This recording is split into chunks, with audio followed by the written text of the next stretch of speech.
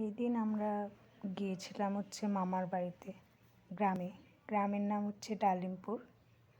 সেখানে গিয়ে পুপু ভীষণ খুশি, যদিও আমরা কোনো একটা দুঃখজনক ঘটনার জন্যই ওখানে গিয়েছিলাম। বাট ও খোলামেলা জায়গায় ছোটোবেলা থেকে এতটা খোলামেলা জায়গায় পাইনি কখনো।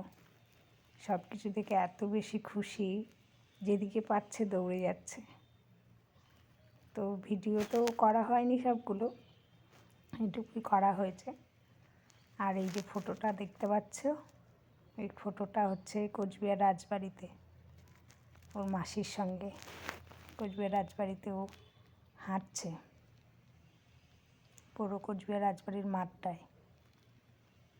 ভীষণ খুশি, ও যখনই খোলামেলা জায়গা পায় খুব খুশিতে থাকে। আর এইটা হচ্ছে একটা পার্কে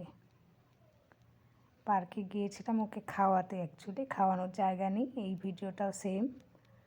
তো খাওয়ানোর পরে ও একটু ঘুরছিল, তখন সবে হাঁটা শিখেছিল। এরকমই ওয়েদার। আর এটা একটা মন্দিরে গিয়েছিলাম, দেখুন তখন হাঁটাটাও ঠিক হয়নি খুব একটা।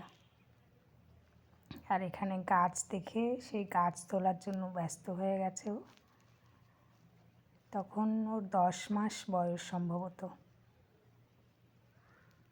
ছাগল দেখেছে, ছাগলের পেছনে ছুটছে, গুটি গুটি পায়ে হাঁটছে।